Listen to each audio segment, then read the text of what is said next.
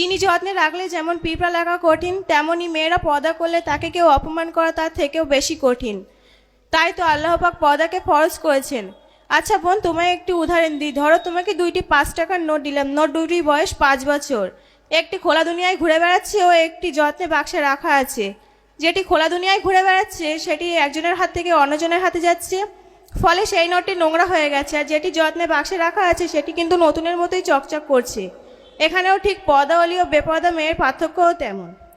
তো যাই হোক, তোদের সাথে আজে বাজে তর্ক করে সময় নষ্ট করে ফেলেছি। আমার ওইদিকে পিকনিকে যাওয়ার সময় হয়ে গেছে, আমি চললাম। দাঁড়াও বোন, এখন তো আজান হয়ে গেল, পিকনিকে না গিয়ে নামাজটা পড়ে নিলে হতো না? কি সব ফালতু বকছিস? এখন পিকনিকে যাবো না, নামাজ পড়বো? আর আর নামাজ আর আমি নামাজ পড়ে কার কাছে মাথা নত করবো? নাউজুবিল্লাহ, এ কি বলছো তুমি?